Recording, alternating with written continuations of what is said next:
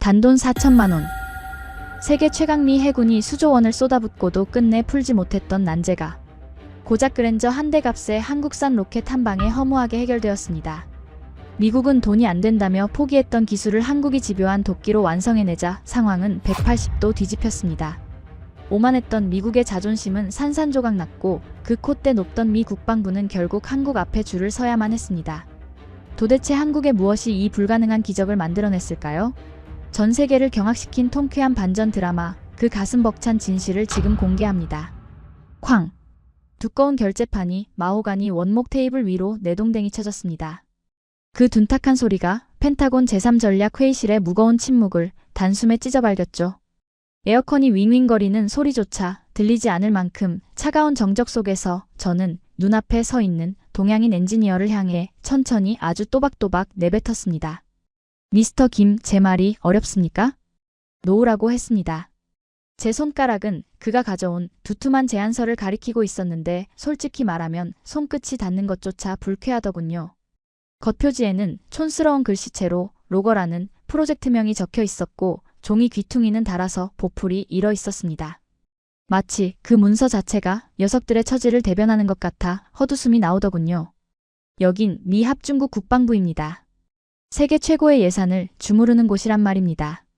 그런데 고작 70mm짜리 구닥다리 로켓에 싸구려 카메라를 달아서 납품하겠다니요?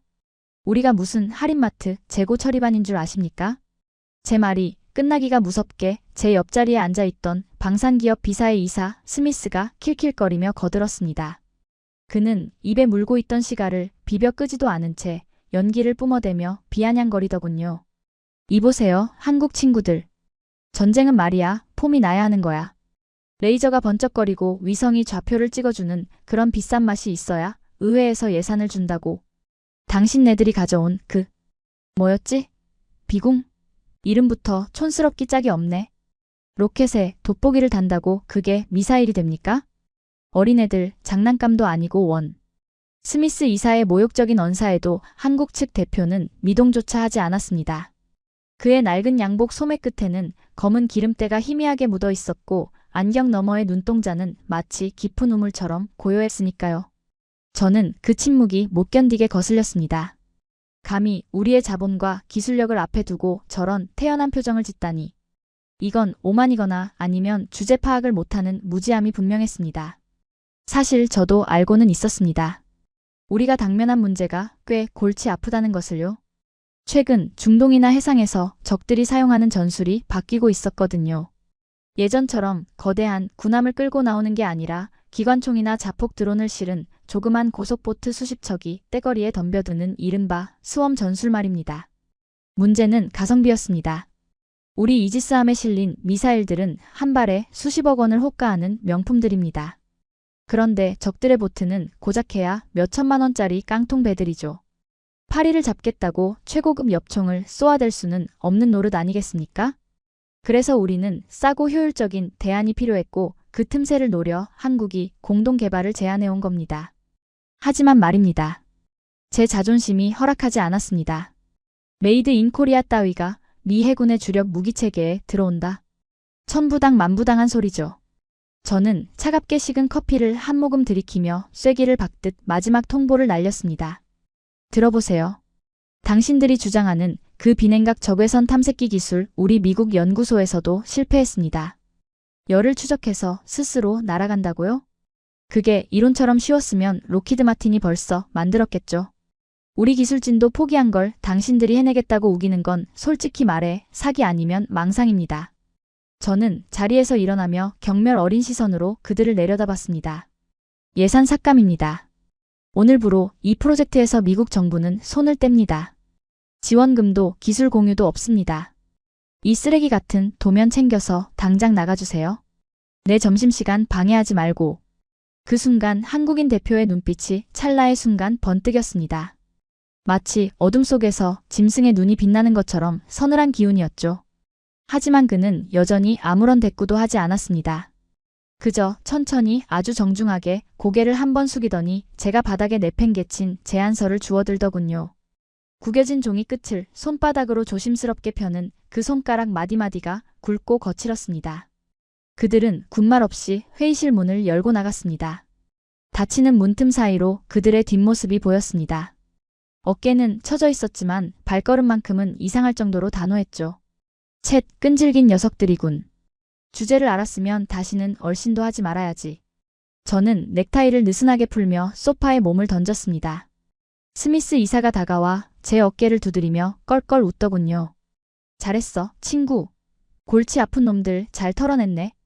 그깟 푼돈 아껴서 뭐 하겠나. 대신 우리 회사 신형 레이저 유도 로켓 알지? APKWS라고. 그거 이번에 도입하면 자네 은퇴 자금은 내가 섭섭지 않게 챙겨줌세. 레이저가 최고야, 레이저가. 폼 나잖아. 하, 그렇고 말고요. 감히 어디서 싸구려를 들이밀어? 우리는 서로 마주보며 호탕하게 웃었습니다. 창밖에는 펜타곤의 깃발이 펄럭이고 있었고 세상은 여전히 우리의 발 아래에 있는 것만 같았습니다. 그때는 정말 몰랐습니다. 우리가 쫓아낸 것이 단순한 잡상인이 아니라 훗날 우리 목숨줄을 쥐고 흔들 저승사자였다는 사실을 말입니다. 그들이 떠난 자리에 남은 거라곤 희미한 새 비린내와 낡은 종이 냄새뿐이었습니다. 저는 비서를 호출해 회의실 환기를 지시했습니다.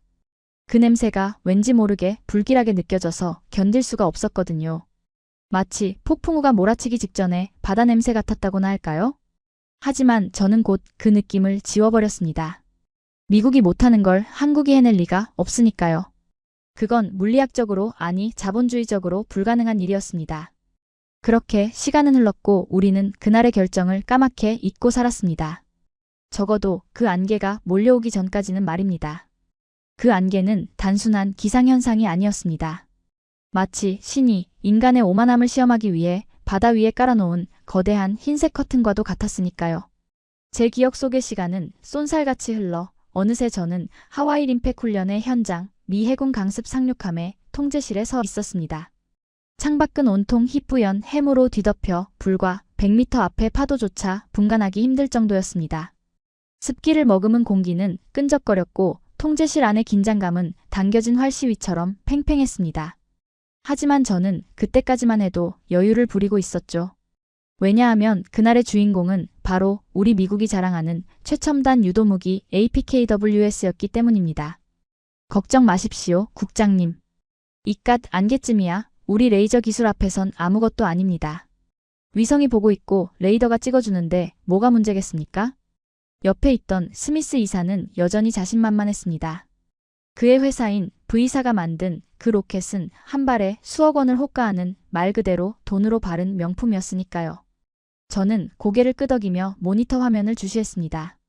화면 속에는 가상의 적 역할을 맡은 고속 무인 표적선이 시속 70km 속도로 파도를 가르며 질주하고 있었습니다. 타겟 라곤. 발사. 오퍼레이터의 외침과 함께 갑판에서 굉음이 울렸습니다. 쉬익. 날카로운 파열음과 함께 우리의 자랑스러운 로켓이 안개를 뚫고 날아올랐습니다. 저는 승리의 미소를 지을 준비를 하며 커피잔을 들어 올렸죠.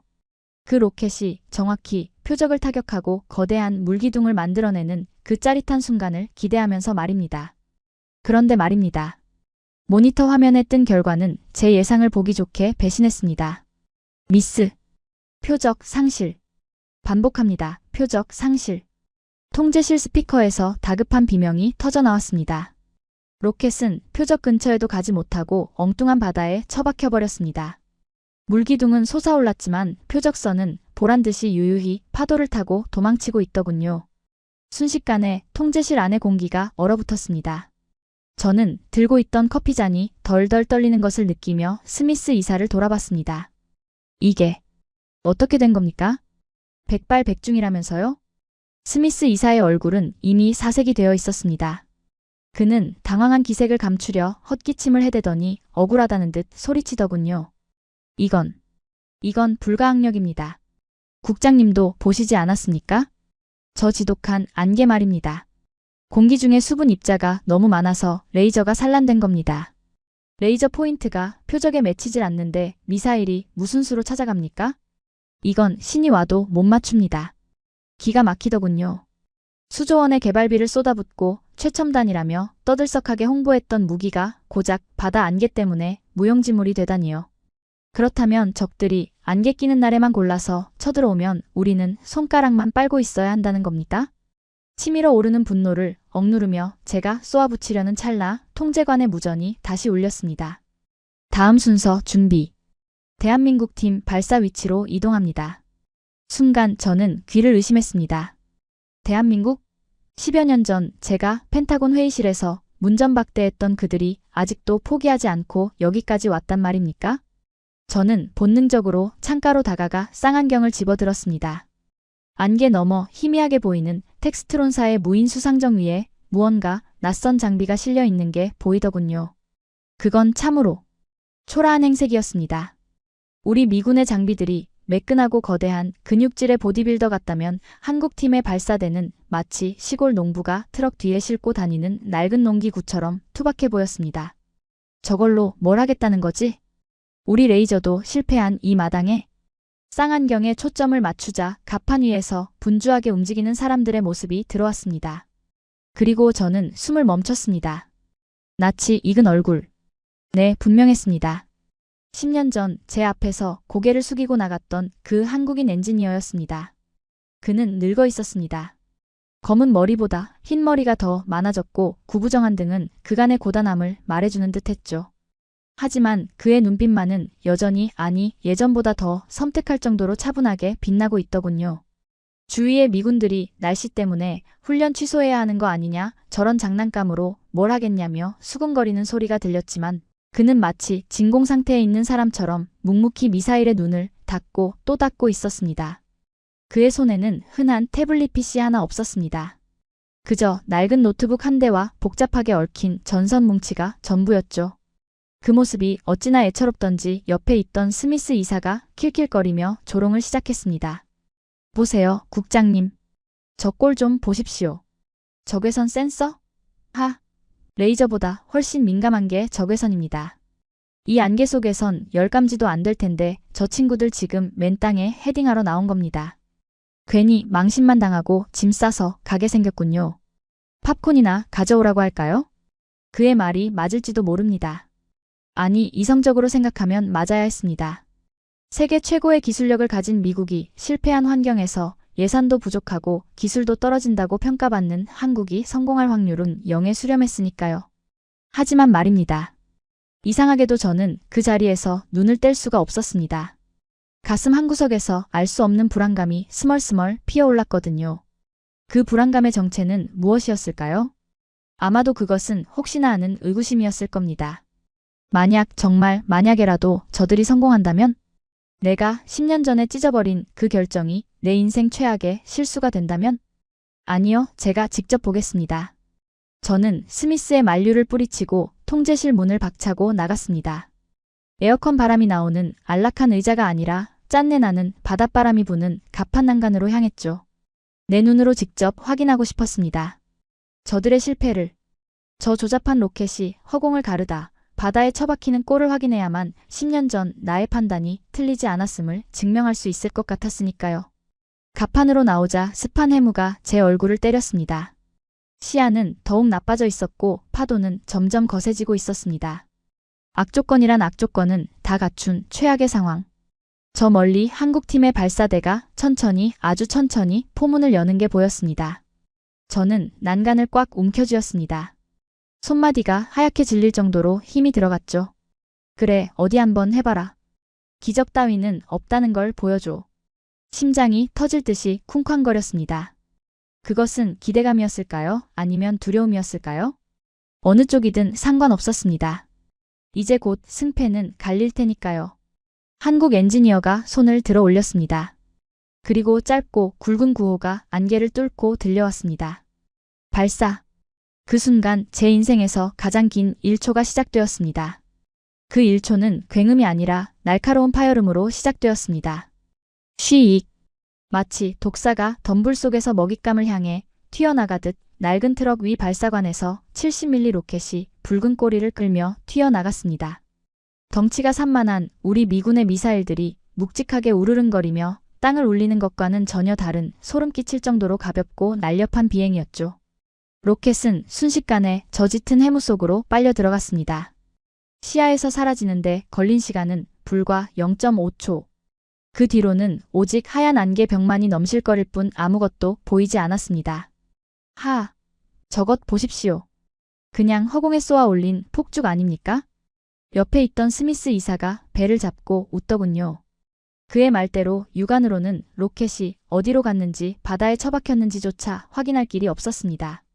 레이더 화면조차 안개와 파도의 난반사 때문에 지직거리고 있었으니까요. 통제실의 미군 장교들도 그럼 그렇지 기름값만 날렸네 라며 혀를 차고 고개를 돌리려던 찰나였습니다. 치지지직. 타격 확인. 명중. 표적 완파되었습니다. 무전기 너머로 관측병에 다급한 비명이 터져나왔습니다. 웃고 있던 스미스의 입이 딱 벌어진 채 굳어버렸고 저는 들고 있던 쌍안경을 떨어뜨릴 뻔했습니다. 잘못 본 거 아니야? 이 안개 속에서? 저는 떨리는 손으로 쌍안경을 고쳐 잡고 해상 표적 구역을 뚫어져라 쳐다봤습니다. 안개 사이로 붉은 화염이 치솟고 있는 게 희미하게 보이더군요. 그건 분명했습니다. 시속 70km로 지그재그 기동을 하던 표적선이 정확히 정중앙을 얻어맞고 산산조각이 나 있었던 겁니다. 하지만 저를 진정으로 경악하게 만든 건 로켓의 명중 그 자체가 아니었습니다. 바로 그 순간 한국팀의 반응 때문이었죠. 상식적으로 생각해 보십시오. 세계 최강 미군도 실패한 악조건 속에서 자신들이 만든 저가형 로켓이 보란듯이 성공했습니다.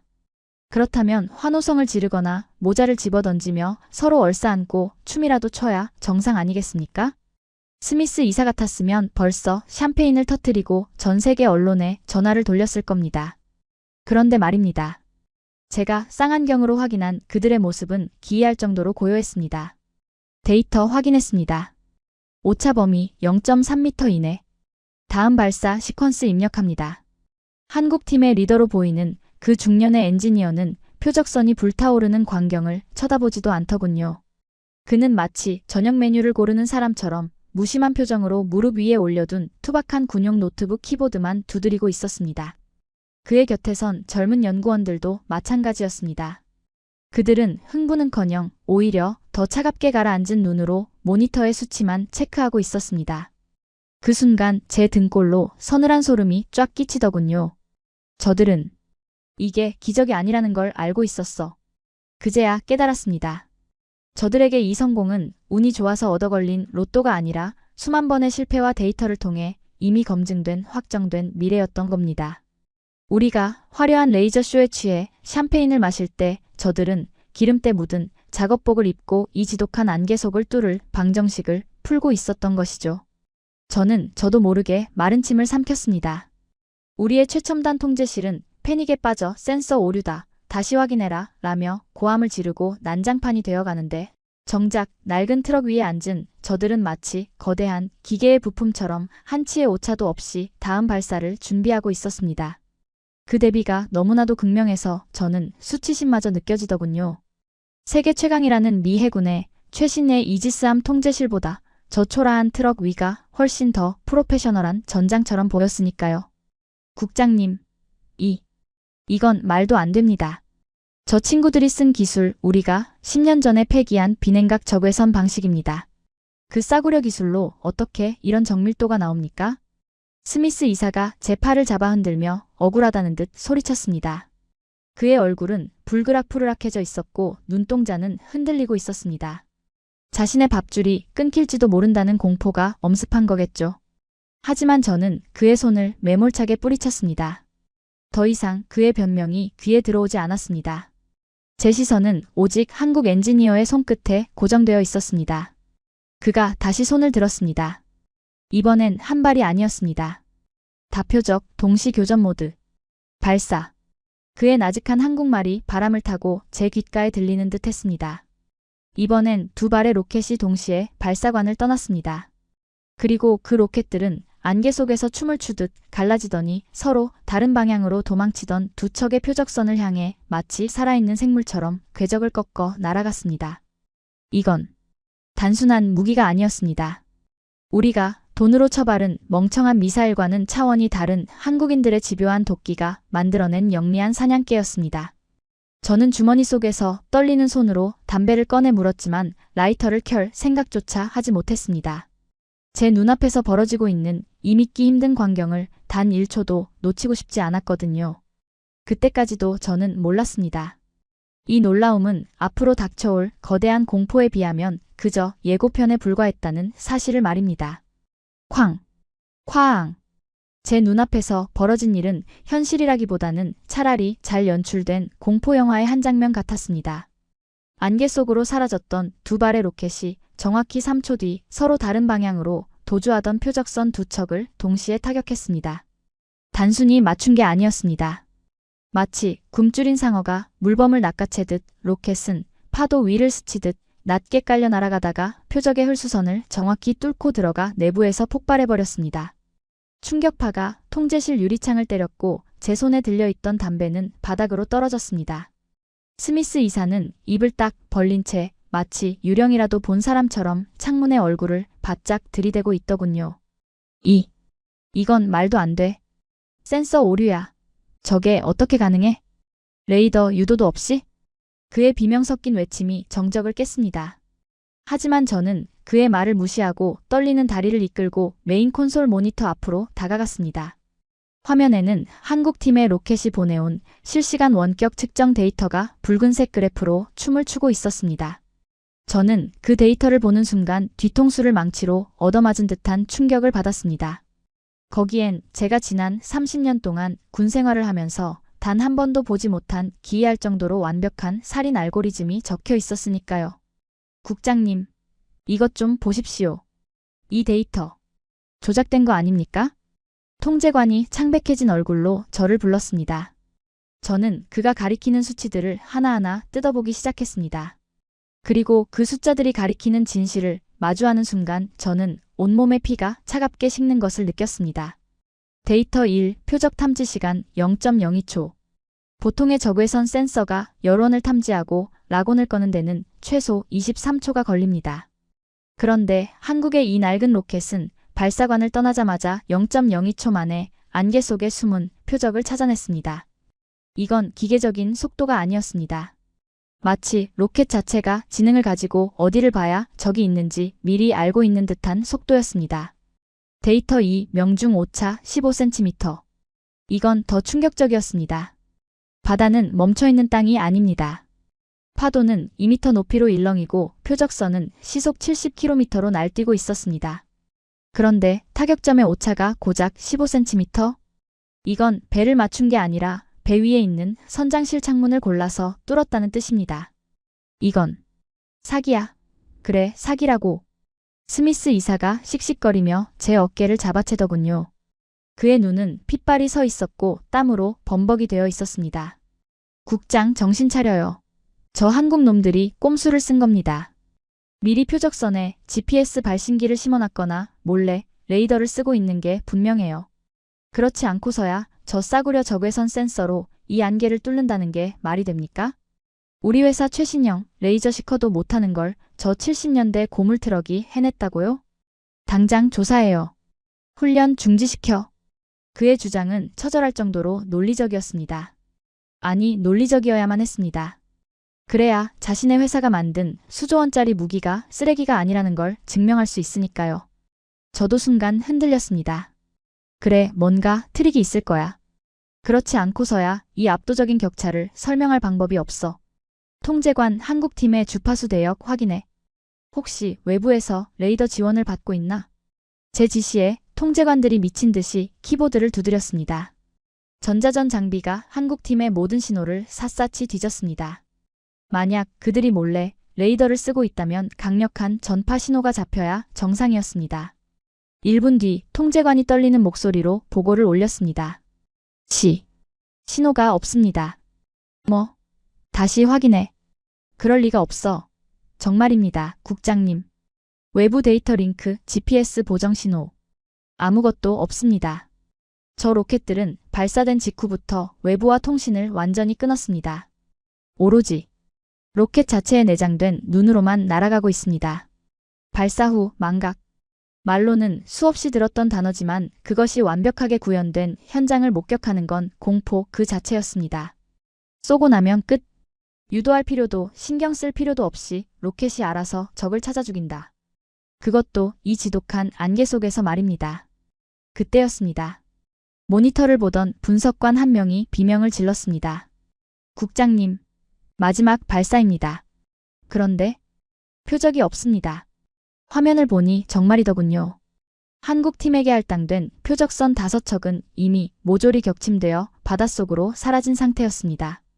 그런데 한국의 발사대에는 아직 마지막 한 발의 로켓이 남아 있었고 엔지니어는 멈추지 않고 발사 버튼을 눌러버린 겁니다. 미친. 뭐 하는 거야? 쏠 데도 없는데 왜 쏴? 스미스 이사가 조소를 날렸습니다. 저것 봐요. 기계가 오작동한 겁니다. 표적이 없는데 발사됐잖아요. 이제 저 로켓은 갈 곳을 잃고 자폭하거나 엉뚱한 민간 선박을 때릴 겁니다. 저게 바로 싸구려의 한계. 쉬익. 마지막 로켓이 허공을 갈랐습니다. 목표물을 잃은 로켓은 잠시 공중에서 머뭇거리는 듯 하더군요. 마치 사냥감을 찾는 매처럼 고개를 까딱거리는 기이한 기동이었습니다. 통제실의 모든 인원이 숨을 죽이고 그 궤적을 쫓았습니다.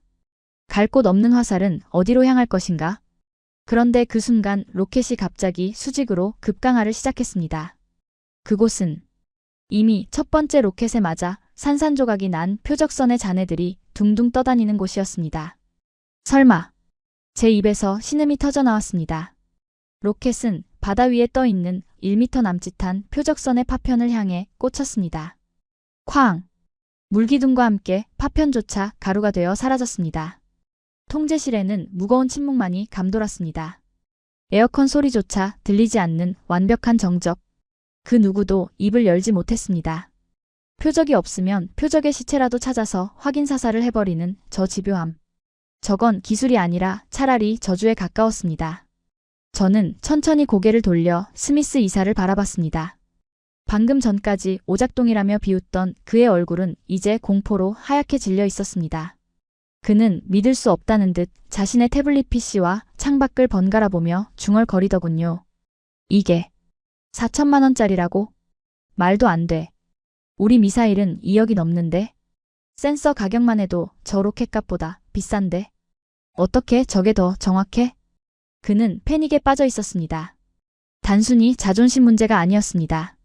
이건 비즈니스 모델의 붕괴였습니다.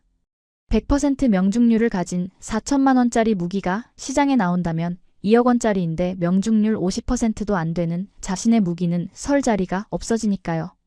그는 지금 자신의 파산 선고를 목격하고 있는 셈이었습니다. 저는 다시 한국팀이 있는 갑판 쪽을 바라봤습니다. 기적이 일어났는데도 그들은 여전히 환호하지 않고 있었습니다. 리더 엔지니어는 담담하게 노트북을 덮고 주머니에서 낡은 수첩을 꺼내 무언가를 적더군요.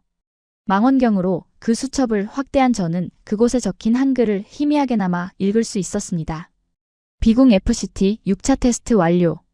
전탄 명중. 귀환 준비. 그 짧은 메모를 보는 순간 저는 10년 전 그날이 떠올랐습니다. 제가 돈 낭비하지 마 라며 쫓아냈던 그들의 뒷모습. 그때 그들은 포기하고 돌아간 게 아니었습니다. 그들은 칼을 갈러갔던 겁니다. 우리가 샴페인을 터뜨리며 자만하고 있을 때 그들은 뼈를 깎는 고통으로 실패를 복귀하고 데이터를 쌓고 안개를 뚫을 눈을 만들고 있었던 겁니다. 그들의 침묵은 겸손이 아니었습니다. 그것은 우린 이미 알고 있었다는 무언의 시위이자 오만한 우리를 향한 가장 우아하고도 잔혹한 복수였습니다. 국장님. 스미스 이사가 떨리는 목소리로 저를 불렀습니다. 그의 눈빛은 이제 애원하듯 변해 있었습니다. 이 결과 보고서에서 뺄 수 있죠? 네. 이건 그냥 우연이잖아요. 날씨 탓도 있고. 네. 우리 회사랑 맺은 계약이 얼마인데? 저는 그를 물끄러미 바라보다가 천천히 고개를 저었습니다. 더 이상 부정할 수 없었습니다. 눈앞의 데이터는 차가울 정도로 명확했으니까요. 명중률 100%, 6아웃 오브 6 히트. 소요 예산 미군 대비 18%. 이 숫자는 거짓말을 하지 않습니다. 저는 떨리는 손으로 마이크를 잡았습니다. 펜타곤 본부에 이 충격적인 결과를 보고해야 했습니다. 목이 메어왔지만 사실을 말해야만 했습니다. 여기는 림팩 통제관. 테스트 결과 보고합니다. 한국팀 비궁. 전탄 명중했습니다. 반복합니다. 전탄 명중. 현재 시각부로 미 해군의 모든 방어 교리는 수정되어야 합니다. 하지만 그때까지만 해도 저는 몰랐습니다. 이 보고가 끝나기가 무섭게 진짜 지옥이 우리를 기다리고 있다는 것을요. 통제실의 붉은 경광등이 미친 듯이 돌아가기 시작했습니다. 훈련 상황을 알리는 노란불이 아니었습니다. 삐. 실전 상황. 실전 상황. 정체불명의 표적 다수 접근 중. 레이더 화면이 시뻘겋게 물들기 시작했습니다. 아까 보았던 6개의 점이 아니었습니다. 수십 아니 수백 개의 붉은 점들이 이지스함을 향해 쇄도하고 있었습니다. 그것은 테스트가 아니었습니다. 진짜 전쟁이었습니다. 사이렌 소리는 단순한 경보음이 아니었습니다. 그것은 마치 거대한 짐승이 죽기 직전에 내지르는 비명처럼 이지스함의 두꺼운 철판을 뚫고 제고막을 찢어놓을 듯 울려 퍼졌습니다. 전원 전투 배치. 반복한다. 전원 전투 배치. 이것은 훈련이 아니다. 함장의 목소리가 스피커를 타고 흘러나왔지만 그 목소리조차 떨리고 있다는 걸 감지하는 건 어렵지 않았습니다. 통제실의 조명은 순식간에 차가운 형광등 불빛에서 핏빛처럼 붉은 비상등으로 바뀌었고 사람들의 얼굴 위로 짙은 그림자가 드리워졌으니까요. 저는 멍하니 레이더 화면을 응시했습니다. 방금 전까지 한국팀의 표적선 6개가 사라진 깨끗한 화면이어야 했습니다. 그런데 지금 그 화면은 마치 홍역을 앓는 환자의 피부처럼 시뻘건 점들로 뒤덮여가고 있더군요. 표적 식별. 거리 8마일. 고속 접근 중.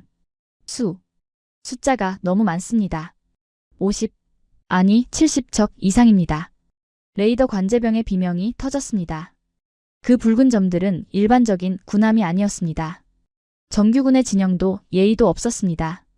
마치 썩은 고기를 찾아 몰려드는 파리떼처럼 혹은 굶주린 피라니아 떼처럼 무질서하고 광기 어린 속도로 우리 배를 향해 쇄도하고 있었죠. 젠장.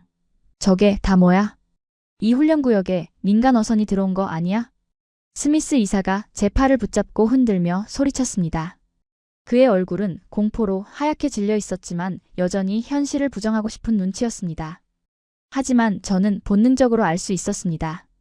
저건 어선 따위가 아니었습니다. 저 불규칙한 기동, 저 압도적인 속도. 스웜. 제 입에서 저도 모르게 탄식이 새어나왔습니다. 현대전의 악몽. 수천억 원짜리 군함을 무력화시키는 가장 비열하고도 효율적인 전술. 값싼 소형 보트에 폭약이나 기관포를 싣고 떼거리로 덤벼드는 자살 특공대 전술 말입니다. 거리 5마일. 유관 식별 가능합니다. 견시병의 보고와 함께 대형 모니터에 적의 모습이 잡혔습니다. 안개 사이로 모습을 드러낸 놈들은 예상대로였습니다. 낡은 고무보트와 개조된 어선들. 하지만 그 위에는 녹슨 기관포와 RPG 발사기들이 흉물스럽게 달려 있었습니다. 놈들은 파도를 타는 게 아니라 파도를 찢으며 미친 듯이 달려오고 있었습니다. 요격해. 당장 쓸어버려. 함장이 고함을 질렀습니다. 미 해군의 자존심인 127mA가 불을 뿜었습니다. 쾅, 쾅. 거대한 포성이 바다를 울렸습니다. 하지만 결과는 처참하더군요. 거친 파도 위에서 널뛰기 하듯 움직이는 작은 보트를 대형 함포로 맞추는 건 달리는 차 안에서 바늘구멍에 실을 꿰는 것만큼이나 불가능한 일이었습니다. 포탄은 놈들의 배 뒤쪽 바다에 거대한 물기둥만 만들 뿐 단 한 척도 저지하지 못했습니다. 함포 명중 실패. 적들 산계합니다. 미사일 쏴. 헬파이어. 하푼. 뭐든 다 난리란 말이야. 스미스 이사가 옆에서 발을 동동 구르며 악을 썼습니다. 함장은 입술을 깨물며 발사 명령을 내렸습니다. 쉬익. 수십억짜리 하푼 미사일과 헬파이어가 날아갔습니다. 하지만 그 역시 무용지물이었습니다. 이 짙은 안개 속에서 레이저 유도 방식인 헬파이어는 표적을 찾지 못해 허공을 헤맸고 레이더 유도 방식인 하푼은 저 작은 고무 보트들을 파도나 부유물로 인식해 라곤조차 걸지 못했으니까요. 가성비의 저주. 저는 10년 전 제가 뱉었던 말이 비수가 되어 돌아오는 것을 느꼈습니다. 우리는 크고 비싸고 강력한 적들만 상대할 준비를 해왔습니다. 항공모함이나 구축함을 잡는 무기만 잔뜩 실어놓고 정작 저런 모기떼를 잡을 파리채는 준비하지 않았던 겁니다. 2억 원짜리 미사일로 1000만 원짜리 보트를 잡으려니 예산이 문제가 아니라 물리적 한계에 부딪힌 것이죠. 거리 2마일. 적들 RPG 사거리 내로 진입합니다. 이제 끝장이었습니다. 저 수십 척의 보트가 동시에 자폭 공격을 감행한다면 아무리 최신의 이지스함이라도 무사할 수 없습니다. 통제실 안은 아수라장이 되었습니다. 장교들은 비명을 지르고 통신병들은 본부에 지원 요청을 하느라 고함을 질러댔습니다. 그런데 말입니다. 이 지옥 같은 혼란 속에서도 단 한 곳, 마치 다른 차원에 있는 것처럼 고요한 구역이 있었습니다. 바로 한국팀이 있는 콘솔 박스였습니다. 저는 홀린 듯 그쪽으로 비틀거리며 다가갔습니다. 리더 엔지니어는 아수라장이 된 통제실 상황에는 눈길조차 주지 않고 있었습니다. 그는 창백하게 질린 미군 병사들 사이에서 묵묵히 자신의 노트북 화면만을 응시하고 있더군요. 도대체 뭘 믿고 저렇게 태어난 거지? 죽음이 두렵지 않은 건가? 저는 그의 어깨 너머로 노트북 화면을 훔쳐봤습니다. 그리고 그 순간 저는 숨을 멈추고 말았습니다. 그 화면에 떠 있는 것은 단순한 제어 프로그램이 아니었습니다.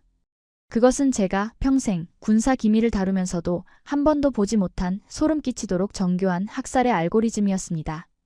타겟 식별 72개, 위협 순위 자동 분류 완료, 동시 교전 가능 수량 40발, 장전 완료, 알고리즘 다표적 군집 대응 모드. 저는 경악했습니다. 이건 애초에 1대1 대결을 위해 만든 무기가 아니었습니다. 미국이 정밀 타격이라며 한 발 한 발에 집착할 때 한국은 처음부터 1대 다수의 싸움을 준비하고 있었던 겁니다. 화면 속의 시뮬레이션은 충격적이었습니다. 수십 개의 적들이 몰려오는 패턴을 AI가 실시간으로 분석하고 가장 위험한 놈부터 순서대로 번호를 매기고 있었습니다. 사람이 일일이 지정해줄 필요도 없었습니다. 기계가 스스로 판단하고 스스로 분배하고 스스로 살생부를 작성하고 있었으니까요.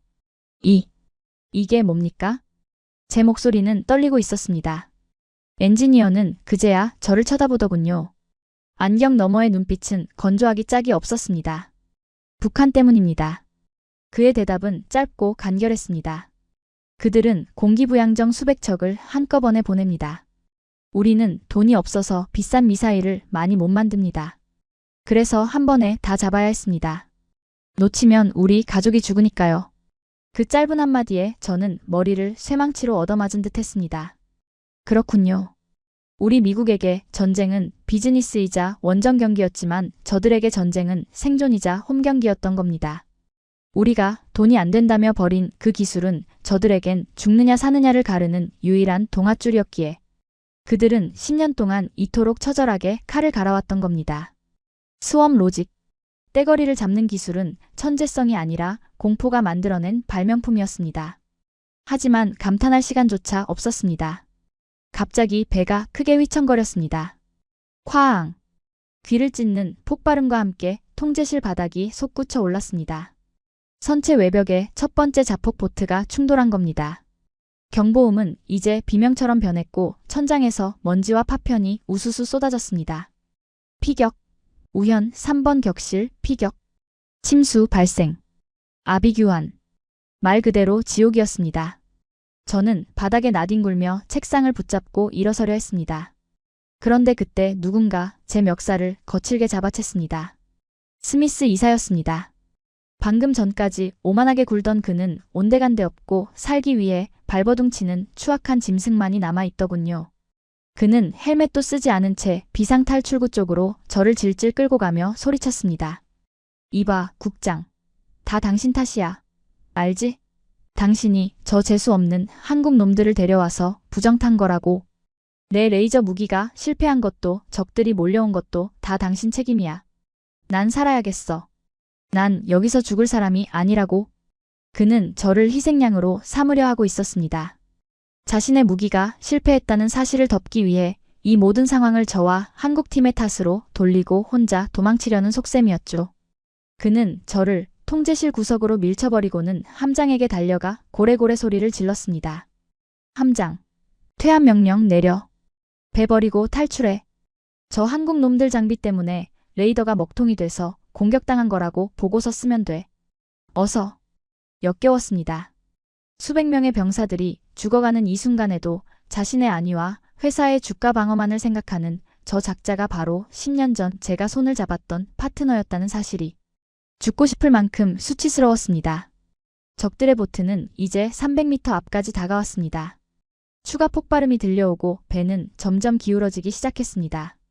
미국의 최첨단 무기들은 고철 덩어리가 되어 침묵하고 있었고 제 손에 쥐어진 권총은 무력하기만 했습니다. 끝이구나. 저는 눈을 감았습니다. 10년 전 한국 엔지니어들의 도면을 찢어발기며 비웃던 제 모습이 주마등처럼 스쳐 지나갔습니다. 이것은 인과응보일까요? 오만의 대가를 이렇게 처참하게 치르게 될 줄은 꿈에도 몰랐습니다. 그때였습니다. 체념한 제 귓가에 지옥의 화염 속에서 들려올 리 없는 너무나도 차분하고 기계적인 음성이 들려왔습니다. 시스템 온라인. 표적 할당 완료. 사격 개시. 한국 엔지니어의 목소리였습니다. 저는 번쩍 눈을 떴습니다. 그것은 발사라기보다는 차라리 비상에 가까웠습니다. 쉬익 슈슈슉. 귀를 찢는 폭발음 대신 날카롭고 건조한 파열음이 연달아 터져 나왔습니다. 10년 전 우리가 장난감이라며 비웃었던 그 낡은 트럭 위의 발사관에서 36발의 로켓이 부채꼴 모양으로 흩어지며 안개 속으로 빨려 들어갔습니다. 그 모습은 마치 성난 벌떼가 집을 지키기 위해 일제히 튀어나가는 것과 흡사했죠. 저는 멱살을 잡고 있던 스미스 이사의 손을 뿌리치고 홀린 듯 깨진 창문 틈으로 그 궤적을 쫓았습니다.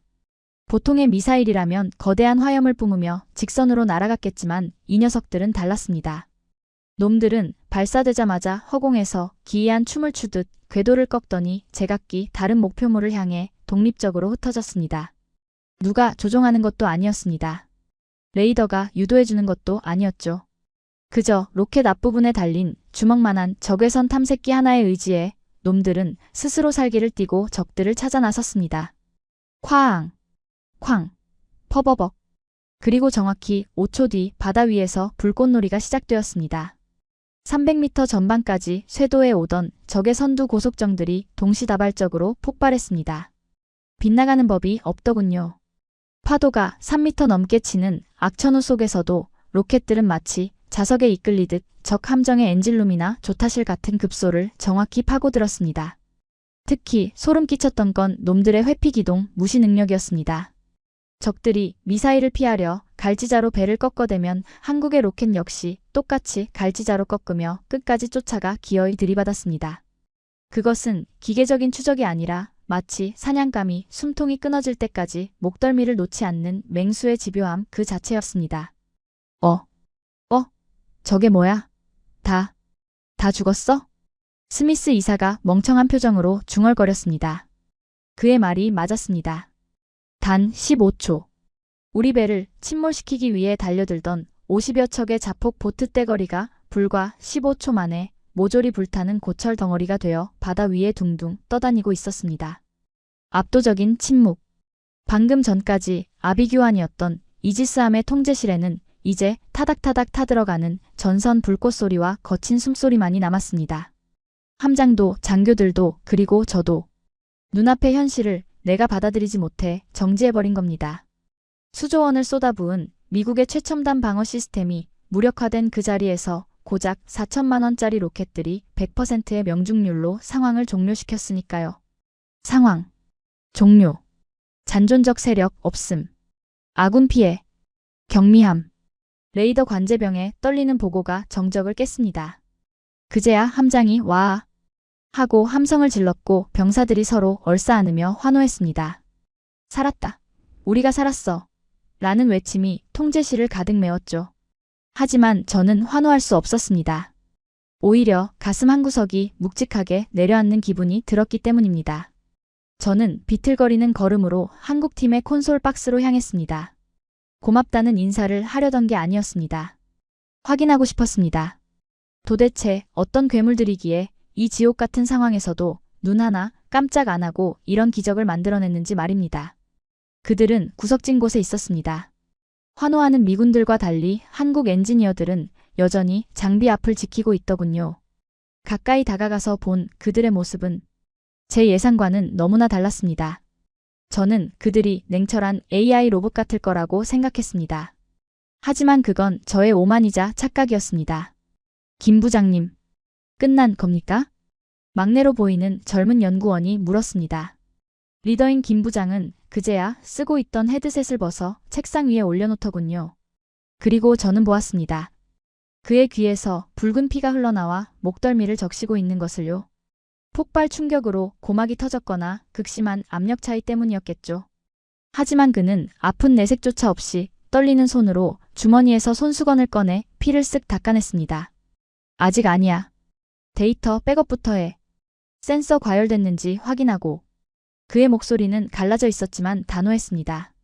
저는 그제야 그들의 손을 유심히 보게 되었습니다. 키보드를 두드리는 그들의 손은 성한 곳이 없었습니다. 손가락 마디마디에는 굳은 살이 박혀 있었고 손톱 밑에는 시커먼 기름때가 껴 있었습니다. 값비싼 명품 시계 대신 낡은 전자시계를 찬 손목에는 화상 자국 같은 흉터들이 얼기설기 얽혀 있더군요. 그것은 엘리트 과학자의 손이 아니었습니다. 그것은 매일매일 쇠를 깎고 기름을 만지고 실패와 싸워온 대장장이의 손이자 전장의 최전선에서 구르고 깨진 군인의 손이었습니다. 문득 김 부장의 발밑에 떨어진 낡은 노트 한 권이 눈에 들어왔습니다. 폭발 때 책상에서 떨어진 모양이었습니다. 저는 홀린 듯 허리를 숙여 그 노트를 집어들었습니다. 겉표지는 너덜너덜해져 있었고 비군 개발 일지 2015라는 글씨가 희미하게 적혀 있었습니다. 저는 떨리는 손으로 노트를 펼쳤습니다. 그곳에는 복잡한 수식이나 코드가 아니라 피냄새가 진동하는 처절한 기록들이 빼곡히 적혀 있었습니다. 2015년 10월 12일 1452번째 실패. 센서가 또 타버렸다. 예산이 바닥났다. 팀원들 월급도 못 줬다. 미안하다. 2016년 2월 4일 미국 측 기술 지원 완전 중단. 이제 우리뿐이다. 포기하면 서해 바다를 지키는 우리 아이들이 죽는다. 절대 포기 못한다. 2018년 7월 드디어 성공. 하지만 아무도 알아주지 않는다. 미국 놈들은 싸구려라고 비웃는다. 상관없다. 실전에서 증명하면 된다. 언젠가 그들도 알게 될 것이다. 글자 하나하나가 꾹꾹 눌러 쓴 흔적 때문에 종이가 움푹 패여 있었습니다. 중간중간 번져있는 얼룩은 커피 자국일까요? 아니면 눈물 자국일까요? 어쩌면 땀과 피가 섞인 자국일지도 모르겠다는 생각이 들었습니다. 순간 10년 전 제가 그들에게 뱉었던 말들이 비수가 되어 제 심장을 찔렀습니다. 싸구려, 장난감, 돈 낭비. 저는 그들의 기술을 가격표로만 판단했습니다. 하지만 이 노트 속에 담긴 건 돈으로 환산할 수 없는 가치였습니다. 그들은 단순히 무기를 만든 게 아니었습니다. 그들은 강대국 틈 바구니에서 살아남기 위해 자신들의 뼈와 살을 갈아 넣어 생존의 도끼를 시스템으로 구현해낸 것이었습니다. 미국인인 저에게 이 전쟁은 저 멀리 바다 건너의 뉴스였지만 저들에게 전쟁은 매일매일 머리맡에 두고 자야 하는 현실이었기에 저토록 완벽할 수밖에 없었던 겁니다. 돌려주시죠. 묵직한 목소리에 고개를 드니 김 부장이 저를 바라보고 있었습니다. 그의 눈은 깊고 고요했습니다. 저를 원망하는 눈빛이 아니었습니다. 그저 자신의 할 일을 마친 장인의 담담함만이 서려 있었죠. 저는 부끄러움에 얼굴이 화끈거렸습니다. 제가 입고 있는 최고급 양복과 이탈리아산 구두가 저들의 기름 묻은 작업복 앞에서 한없이 초라하게 느껴졌으니까요. 저는 두 손으로 공손히 노트를 건네며 저도 모르게 떨리는 목소리로 물었습니다. 어떻게 버텼습니까? 우리가. 미국이 당신들을 버렸는데, 지원도 끊고 무시하고 모욕까지 줬는데, 왜 포기하지 않았습니까? 김 부장은 피 묻은 손수건을 주머니에 넣으며 덤덤하게 대답하더군요. 우린 미국처럼 돈이 많지 않습니다. 실패해도 다시 만들 여유가 없죠. 그는 잠시 숨을 고르더니 시선을 창밖에 불타는 바다로 돌렸습니다. 그리고 우리에겐 물러설 곳이 없습니다. 당신들에겐 이것이 수많은 작전 중 하나겠지만 우리에겐 이것이 뚫리면 내 가족이 죽는 문제입니다. 그러니 우리는 목숨을 걸 수밖에요. 그 순간 저는 망치로 머리를 얻어맞은 듯 멍해졌습니다. 물러설 곳이 없다. 그 절박함, 그 간절함. 그것이 바로 슈퍼컴퓨터도 계산해내지 못한 변수였습니다. 미국이 수조 원을 쓰고도 갖지 못한 영혼이 저 작은 로켓 안에 들어있었던 겁니다. 하! 저는 허탈한 웃음을 흘렸습니다. 인정할 수밖에 없었습니다. 제가 졌습니다. 아니, 우리 미국이 졌습니다. 우리는 돈으로 껍데기만 화려한 무기를 만들었지만 한국은 목숨을 걸고 진짜를 만들었습니다. 그러니 4천만 원이 20억을 이기는 건 어쩌면 당연한 결과였는지도 모릅니다. 그때 등 뒤에서 역겨운 목소리가 들려왔습니다. 오, 미스터 김. 정말 대단했어. 내가 뭘 했어? 자네들은 할 수 있다고 했잖아. 이거 내가 본사에 잘 보고할게. 우리 V사 이름으로 포장해서 납품하면 대박 날 거야. 수익 배분은 우리가 7, 자네들이 3. 어때? 미국 브랜드가 붙어야 팔리지 않겠어? 스미스 이사였습니다. 상황이 정리되자 어느새 기어나와 김 부장의 어깨에 팔을 두르며 친한 척을 하고 있었습니다. 방금 전까지 한국 놈들 때문에 죽게 생겼다며 저를 밀치던 그자가 이제는 저들의 공로를 가로채려 하고 있었습니다. 저들의 피와 땀이 밴 성과에 숟가락을 얹어 또다시 돈장난을 치려는 수작이었죠. 김 부장의 표정이 굳어졌습니다. 하지만 그는 익숙한 듯 그저 쓴웃음을 지으며 스미스의 손을 치우려 했습니다. 힘없는 약소국의 서름이 느껴지는 동작이었습니다. 하지만 말입니다. 이번엔 제가 참을 수 없었습니다. 더 이상은 안 됩니다. 10년 전에는 제가 저 악마와 한패가 되어 저들을 울렸지만 오늘 제 목숨을 구해준 은인들에게 또다시 그런 짓을 할 수는 없었습니다. 저는 주먹을 꽉 쥐었습니다. 손톱이 손바닥을 파고들어 피가 날 정도였죠. 제 안에서 무언가 뜨거운 것이 치밀어 올랐습니다. 그것은 펜타곤 관료로서의 알량한 자존심이 아니라 한 인간으로서의 마지막 양심이었습니다. 그 손 치워, 스미스. 제 목소리는 낮았지만 그 어느 때보다 명확하게 통제실을 울렸습니다. 스미스가 놀란 눈으로 저를 돌아봤습니다. 뭐? 지금 뭐라고 했나, 국장? 그 더러운 손 치우라고 했습니다. 그리고 꿈 깨십시오. 이 기술은 당신네 회사 이름으로 나가지 않을 겁니다. 저는 김 부장 곁으로 다가가 섰습니다. 그리고 주머니에서 위성 전화기를 꺼내 들었습니다. 발신처는 펜타곤 직통 라인, 수신자는 미 국방부 장관이었습니다. 국장, 당신 미쳤어? 지금 무슨 짓을 하려는 거야? 스미스의 얼굴이 공포로 일그러졌습니다. 하지만 저는 그를 무시하고 통화 버튼을 눌렀습니다. 신호음이 가는 동안 저는 김 부장의 눈을 똑바로 바라보며 마음속으로 맹세했습니다. 늦어서 미안합니다. 하지만 이제라도 제 실수를 바로잡겠습니다. 장관님, 접니다. 지금 즉시 보고 드릴 사안이 있습니다. 아니요, 내일이 아니라 지금 당장 들으셔야 합니다. 방금 미 해군 역사상 가장 충격적인 사건이 벌어졌으니까요. 우리가 완전히 틀렸습니다. 이것은 제 인생의 마지막 보고가 될지도 모릅니다. 하지만 후회는 없습니다. 저는 이제야 비로소 진짜 전문가가 된 기분이었으니까요. 그 짧은 통화가 끝난 후 수화기를 내려놓는 제 손은 미세하게 떨리고 있었습니다. 마치 판도라의 상자를 연 사람처럼 혹은 돌아올 수 없는 강을 건너버린 사람처럼 가슴이 쿵쿵 뛰었죠. 통제실의 소음이 다시 제 귓가로 밀려들어왔지만 모든 소리가 물속에 잠긴 듯 먹먹하게만 들렸습니다. 이 미친 새끼가. 너 지금 제정신이야? 스미스 이사의 고함 소리가 정적을 깼습니다. 그는 더 이상 신사적인 비즈니스 파트너가 아니었습니다.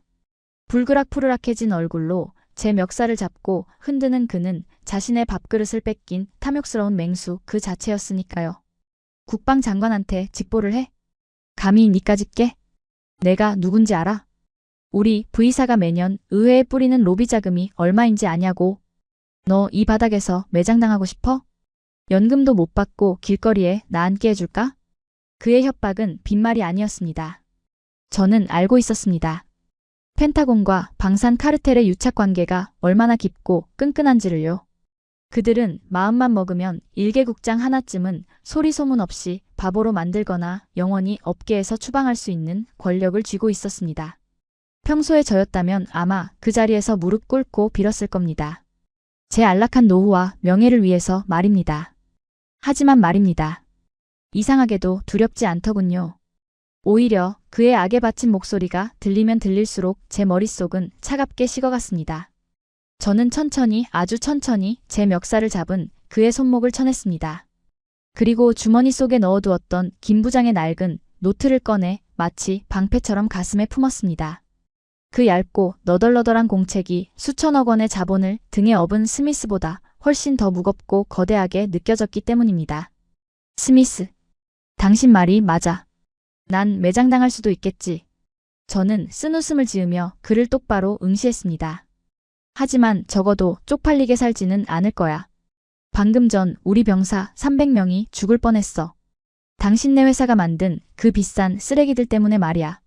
그런데도 돈 타령이 나와? 당신 눈에는 저 바다에 떠있는 적들의 시체와 살아남은 우리 아이들의 눈물은 안 보이나? 이상주의자 같은 소리 집어치워. 세상은 돈으로 돌아가는 거야. 기술? 성능? 웃기지 마. 포장지 잘 씌워서 의회 승인만 받으면 그게 최고가 되는 거라고. 네가 10년 전에 한국 놈들 쫓아낼 때 했던 말 기억 안 나? 가성비 따위 필요 없다고 네 입으로 그랬잖아. 그의 말이 비수가 되어 제 가슴을 후벼 팠습니다. 맞습니다. 부정할 수 없는 사실이었습니다. 10년 전에 저는 스미스와 똑같은 괴물이었습니다. 펜타곤의 화려한 집무실에 앉아 현장의 땀방울보다는 계산기의 숫자를 더 신뢰했던 오만한 엘리트. 미국이 최고라는 착각에 빠져 우물 밖의 세상이 얼마나 치열하게 돌아가는지 보려고도 하지 않았던 우물 안 개구리. 그때 저는 깨달았습니다. 오늘 제가 목격한 이 절망의 정체를 말입니다. 그것은 단순히 적들의 기습이나 무기의 실패 때문이 아니었습니다. 진짜 절망은 거대한 제국이 내부에서부터 썩어 문드러지고 있었다는 사실을 저 스스로 증명해버렸다는 것이었습니다. 우리가 자만심에 취해 비싼 칵테일을 마시고 있을 때 한국은 피눈물을 흘리며 칼을 갈았습니다. 우리가 로비스트들과 골프를 치며 형님 아우할 때 한국 엔지니어들은 기름 냄새 쩌는 공장에서 밤을 새웠습니다. 그 10년의 격차가 오늘 이 바다 위에서 극명하게 드러난 겁니다. 4천만 원과 20억 원. 그 숫자의 차이는 단순한 가격표가 아니라 절실함의 무게 차이였던 것입니다. 저는 비틀거리는 걸음으로 통제실 창가로 다가갔습니다. 창밖에는 전투가 끝난 바다가 고요하게 출렁이고 있었습니다. 안개는 걷히고 있었고 저 멀리 수평선 위로 붉은 해가 떠오르고 있더군요. 그리고 그 빛 아래 한국팀의 낡은 트럭과 발사대가 보였습니다. 초라했습니다.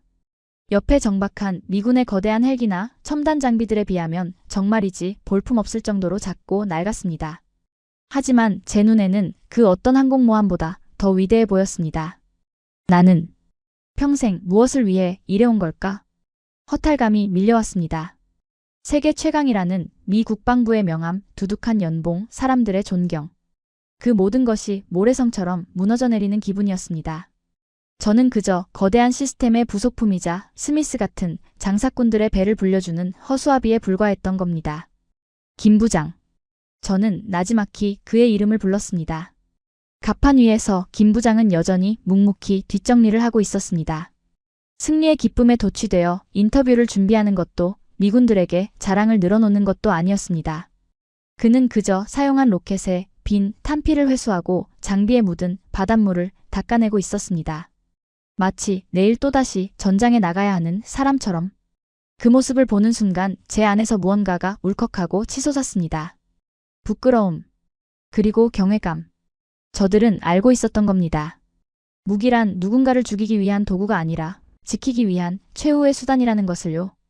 그렇기에 그들은 화려함 대신 확실함을, 자존심 대신 실용을 선택했던 겁니다. 여보세요? 국장? 듣고 있어? 내 말 들리냐고? 수화기 너머에서, 아니 아직 끊어지지 않았던 제 주머니 속의 위성 전화기에서 장관님의 목소리가 희미하게 들려왔습니다. 아, 제가 전화를 끄는 게 아니었군요. 너무나 큰 충격에 수화기를 귀에서 뗐을 뿐 통화는 계속 연결되어 있었던 겁니다. 저는 떨리는 손으로 전화기를 다시 귀에 가져다 댔습니다. 죄송합니다, 장관님. 잠시 생각할 게 있어서요. 보고 내용은 다 들었네. 자네가 보낸 데이터도 지금 참모들이 확인했고 믿기지가 않는군. 그게 정말 한국이 독자 개발한 기술이란 말인가? 미국 기술이 하나도 안 들어갔어? 장관님의 목소리에는 당혹감이 서려 있었습니다. 당연하겠죠. 천조국이라 불리는 우리가 동맹국이라고는 하지만 한 수 아래로 봤던 한국에게 기술적으로 완패했다는 사실을 받아들이기 힘들었을 테니까요. 저는 깊은 숨을 들이마셨습니다. 지금 여기서 제가 무슨 말을 하느냐에 따라 제 인생은 물론이고 한미 양국의 운명이 바뀔 수도 있다는 것을 직감했습니다. 스미스의 말대로 적당히 둘러대고 한미 공동성과라고 포장하면 저는 안전할 수 있습니다. 스미스도 살고 저도 살고 국방부의 체면도 살릴 수 있겠죠. 하지만 그렇게 하면 저들의 피와 땀은 또다시 지워질 겁니다. 10년 전처럼 저 낡은 노트 속에 적힌 처절한 기록들은 역사의 뒤안길로 사라지고 대신 뻔뻔한 로비스트들이 샴페인을 터뜨리게 되겠죠. 저는 눈을 감았습니다. 김 부장의 기름때 묻은 손과 귀에서 흐르던 피가 떠올랐습니다.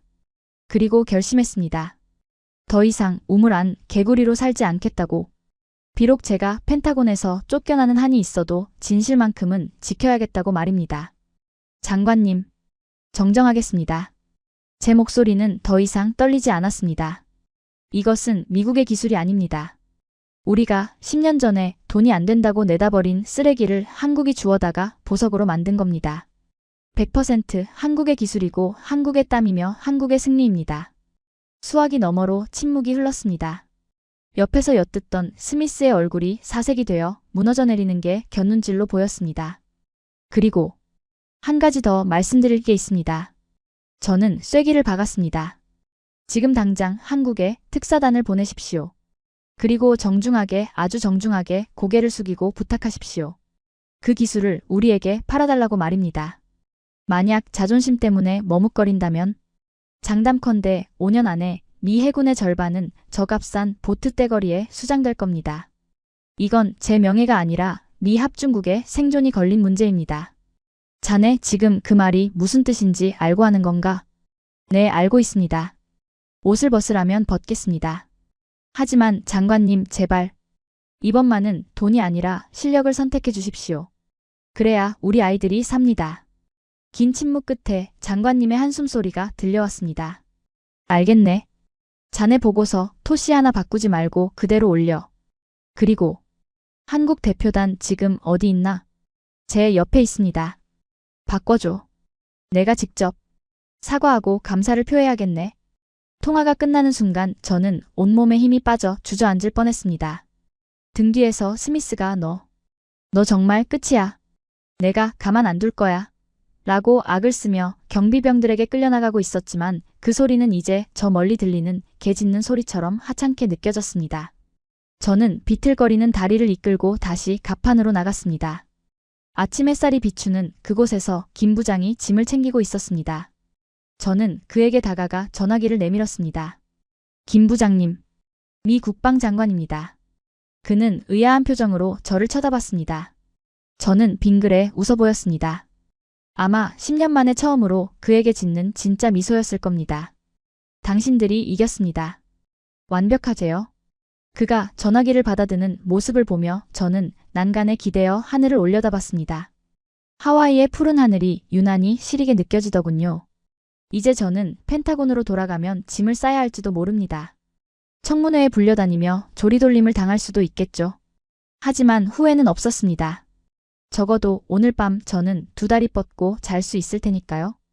그리고 언젠가 제 손자에게 떳떳하게 말해줄 수 있을 겁니다.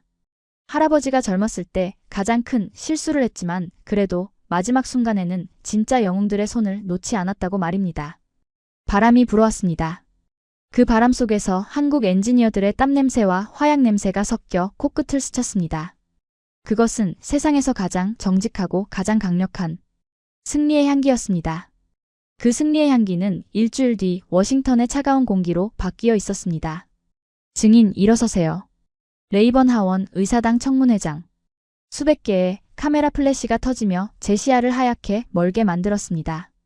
제 앞에는 높다란 단상 위에 앉은 하원 군사위원회 의원들이 저승사자처럼 내려다보고 있었고 제 뒤에는 수군거리는 방산업계 관계자들과 기자들이 꽉 들어차 있었죠. 그리고 제 오른쪽 피고인석에는 스미스 이사가 뻔뻔한 얼굴로 앉아 있었습니다. 그는 일주일 전에 공포에 질린 모습은 온데간데 없이 비싼 변호인단에 둘러싸여 여유롭게 넥타이를 고쳐 매고 있더군요. 아마도 자신했겠죠. 돈과 인맥으로 저 하나쯤은 매장하는 건 일도 아니라고 말입니다. 본 위원회는 펜타곤 무기도입국장인 증인이 국가 기밀을 유출하고 국방장관의 지휘체계를 무시한 혐의를 신문하겠습니다. 또한 의장은 잠시 안경을 고쳤으며 스미스 쪽을 힐끗 보더니 날카로운 목소리로 덧붙였습니다.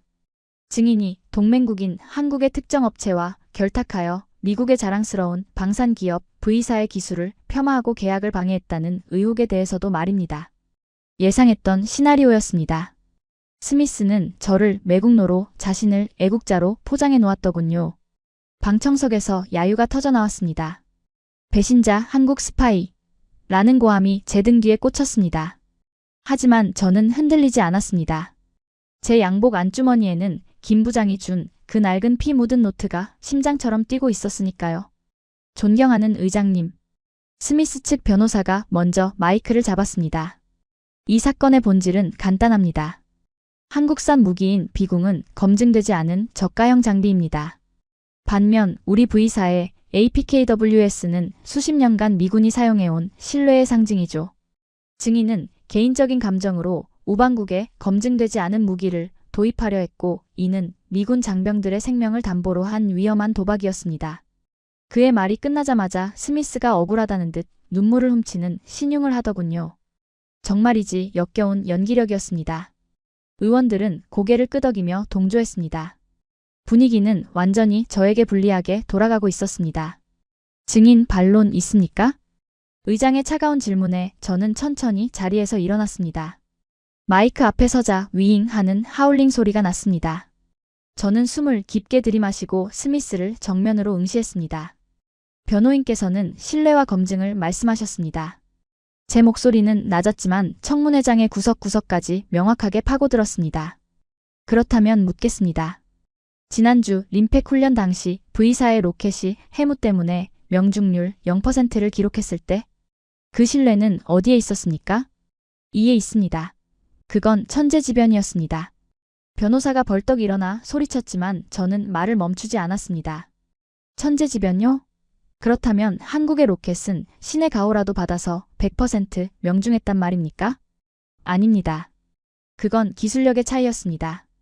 저는 준비해온 서류 가방을 열었습니다. 하지만 제가 꺼낸 건 두꺼운 보고서가 아니었습니다. 단 한 장의 USB 메모리였습니다. 의장님 지금 화면에 띄워주십시오. 이것은 림팩 훈련 당시 이지스함의 블랙박스 데이터 원본입니다. 스크린에 영상이 재생되었습니다. 스미스의 로켓이 허공을 가르다 바다에 처박히는 장면 그리고 한국의 로켓이 파편까지 쫓아가 박살내는 장면이 적나라하게 펼쳐졌습니다. 장내는 순식간에 술렁이기 시작했습니다. 100마디 말보다 강력한 영상 증거 앞에 스미스의 얼굴이 굳어지기 시작했죠. 하지만 진짜 체크메이트는 지금부터였습니다. 스미스 이사님 그리고 위원님들. 여러분은 한국산 무기가 싸구려라서 위험하다고 하셨습니다. 하지만 제가 입수한 자료에 따르면 진짜 위험한 건 바로 당신들의 가격표입니다. 저는 또 다른 차트를 화면에 띄웠습니다. 비용 대 효과 분석. 미국산 한 발당 2.5억 원, 자폭 보트 한 척, 격침 비용은 2.5억 원 손실. 한국산 한 발당 4천만 원, 자폭 보트 한 척, 격침 비용은 4천만 원으로 약 6분의 1. 자, 보십시오. 적들은 2천만 원짜리 보트로 덤벼듭니다. 만약 우리가 V사의 미사일로 대응한다면 우리는 적을 잡을 때마다 2억 3천만 원씩 손해를 봅니다. 적이 보트 1000척을 보내면 우리는 미사일 값으로만 2,500억 원을 써야 합니다. 이건 전쟁을 하기도 전에 예산이 바닥나서 파산한다는 뜻입니다. 좌중에서 탄식이 터져나왔습니다. 경제 논리에 민감한 의원들의 눈빛이 흔들리기 시작했습니다. 하지만 저는 목소리를 높였습니다. 한국의 비공을 쓰면 이야기가 달라집니다. 우리는 적보다 더 싼 가격으로 더 정확하게 적을 제압할 수 있습니다. 이것이 바로 비대칭 전력의 역설을 깨부술 유일한 해법입니다. 스미스 이사님, 당신이 말하는 국익이란 대체 뭡니까? 국민 세금으로 당신 회사의 배를 불려주는 겁니까? 아니면 우리 병사들이 효율적으로 이기는 겁니까? 그건 궤변이야. 우리 기술이 더 정밀하다고. 한국 건 짝퉁이야. 스미스가 자리에서 일어나 삿대질을 했습니다. 그는 이성을 잃고 있었습니다. 저는 그 순간을 놓치지 않았습니다. 이제 마지막 숨통을 끊을 차례였습니다. 정밀함이라. 좋습니다. 그렇다면 이건 어떻게 설명하시겠습니까? 저는 주머니에서 김 부장의 낡은 노트를 꺼내 들어 보였습니다. 그리고 다른 한 손으로는 서류 한 장을 높이 치켜들었습니다. 이것은 V사가 10년 전 미 국방부에 제출했던 로직 개발 포기각서입니다. 그리고 이 노트는 한국 기술진이 그 10년 동안 실패를 거듭하며 기록한 개발 일지입니다. 저는 스미스를 향해 천천히 걸어갔습니다. 카메라 플래시가 미친 듯이 터졌습니다. 스미스 이사, 당신들은 10년 전 기술적 한계라며 이 프로젝트를 벌였습니다. 그런데 이제 와서 한국이 성공하니까 우리 기술을 베꼈다고 주장하고 있습니다. 하지만 여기 한국 엔지니어의 일지에는 당신들이 포기한 비냉각 센서 소형화의 해법이 날짜별로, 시간별로 상세히 적혀 있습니다. 저는 의장을 바라보며 단호하게 말했습니다. 존경하는 의장님, 미 연방조달규정 제3.104조에 따르면 경쟁사의 기술적 성과를 허위로 비방하거나 자신의 성과로 조작하여 입찰을 방해하는 행위는 명백한 연방사기죄에 해당합니다. 또한 제가 제출한 증거 12호에는 스미스 이사가 훈련 직후 한국 측에 수익 배분 7대 3을 제안하며 기술 탈취를 시도한 음성 녹취록도 포함되어 있습니다. 뭐라고? 녹취록? 스미스의 다리가 풀렸습니다. 그는 털썩 의자에 주저앉았습니다. 녹취록. 물론 림팩 현장에서는 너무 시끄러워서 제대로 녹음되지 않았을 수도 있습니다. 하지만 제가 있다고 선언한 순간, 그리고 그가 당황한 순간 그것은 이미 진실이 되어버린 겁니다. 그의 반응 자체가 자백이나 다름없었으니까요. 이것은 단순한 로비 사건이 아닙니다. 저는 마지막 쐐기를 박았습니다. 이것은 국가 안보를 볼모로 잡은 기업 범죄입니다. 한국은 우리를 구했습니다. 그런데 우리는 그들에게 감사는커녕 도둑 누명을 씌우려 했습니다. 만약 이 사실이 전 세계에 알려진다면 앞으로 그 어떤 동맹국이 미국을 위해 피를 흘리겠습니까? 장내는 찬물을 끼얹은 듯 고요해졌습니다. 의장의 표정은 싸늘하게 굳어 스미스를 향하고 있었습니다.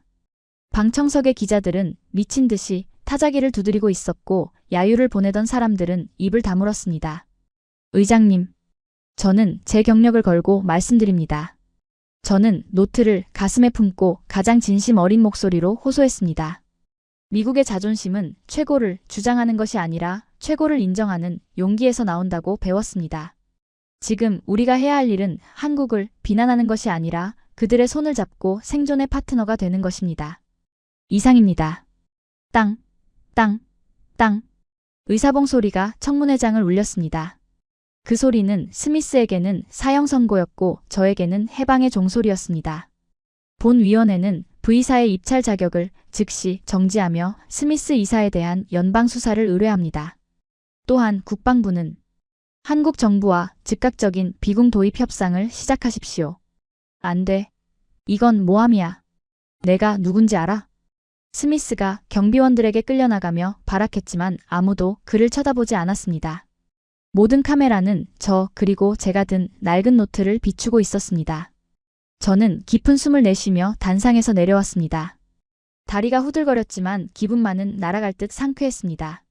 청문회장 문을 열고 나오자 복도 끝에 익숙한 얼굴이 서 있더군요. 김 부장이었습니다. 그는 양복이 아닌 여전히 익숙한 작업 점퍼 차림으로 어색하게 서 있었습니다. 저를 본 그가 투박한 손을 내밀었습니다. 고생하셨습니다, 국장님. 저는 그 손을 맞잡았습니다. 굳은 살이 박힌 그 거친 손이 그 어떤 훈장보다 따뜻하게 느껴졌습니다. 아니요, 김 부장님. 고생은 당신들이 했죠. 저는 그저 숟가락만 얹었습니다. 우리는 서로를 보며 웃었습니다. 그 웃음 속에 10년의 앙금이 그리고 국경을 넘은 전우애가 녹아 있었습니다. 복도 창문 너머로 펜타곤의 깃발이 보였습니다. 어제와 똑같이 펄럭이고 있었지만 왠지 오늘은 조금 더 겸손해 보였습니다. 진정한 강함이란 남을 짓밟는 것이 아니라 자신보다 뛰어난 일을 인정하고 배우는 것임을 저 펄럭이는 깃발도 이제는 알게 되었을 테니까요. 워싱턴의 매서운 칼바람은 여전했지만 제 마음속 폭풍우는 이미 지나갔습니다. 청문회장을 나서는 제 발걸음은 10년 만에 처음으로 가벼웠습니다. 복도를 지나 주차장으로 향하는 길, 제 머리 위로 펼쳐진 하늘이 유난히 높고 푸르더군요. 주머니 속에서 진동이 울렸습니다. 휴대폰을 꺼내보니 펜타곤 인사과에서 온 문자였습니다. 징계위원회 회부 통보 및 대기 발령 조치. 예상했던 일입니다. 조직의 치부를 드러낸 대가는 결코 가볍지 않을 테니까요. 아마 내일이면 제 책상은 복도로 나와 있을 것이고 수군거리는 동료들의 시선을 견뎌야 할지도 모릅니다. 하지만 이상하게도 웃음이 나왔습니다. 그 문자가 마치 패배의 통보가 아니라 진정한 자유인이 되었다는 훈장처럼 느껴졌기 때문입니다. 저는 차에 올라타 시동을 걸었습니다. 라디오에서는 방금 전 끝난 청문회 소식이 속보로 흘러나오고 있었습니다. 앵커는 흥분한 목소리로 펜타곤의 내부 고발과 한국산 무기 도입 검토를 떠들어대고 있었지만 제 귀에는 그저 소음처럼 스쳐 지나갈 뿐이었습니다. 진짜 중요한 건 지금 제 조수석에 놓인 이 낡은 노트 한 권이었으니까요. 저는 신호 대기 중에 잠시 노트를 펼쳐보았습니다. 김 부장이 저에게 맡기고 간 이 작은 공책. 마지막 페이지에는 그가 한국으로 돌아가기 직전 급하게 휘갈겨 쓴 메모가 남아 있었습니다. 국장님, 우리는 무기를 팔러 온 게 아닙니다. 우리는 약속을 지키러 왔습니다. 70년 전 당신들이 피 흘려 지켜준 이 나라를 이제는 우리가 기술로 지키겠다는 약속 말입니다. 순간 코끝이 찡해지더군요. 우리는 그들을 비즈니스 파트너라고 불렀지만 그들은 우리를 혈맹이라 부르며 빚을 갚으러 왔던 겁니다. 4천만 원이라는 가격표 뒤에는 돈으로 환산할 수 없는 보은의 무게가 실려 있었던 것이죠. 창밖으로 링컨 기념관이 보였습니다. 거대한 링컨 동상이 무심하게 도시를 내려다보고 있었습니다. 문득 그런 생각이 들었습니다. 강대국이란 무엇일까요? 더 큰 미사일, 더 많은 핵무기를 가진 나라가 강대국일까요? 아닙니다. 오늘 저는 배웠습니다. 진정한 강대국이란 가장 낮은 곳에서 가장 치열하게 생존을 고민하는 나라라는 것을요. 미국은 달에 사람을 보냈지만 정작 바다 위를 기어오는 작은 보트 하나를 막지 못했습니다.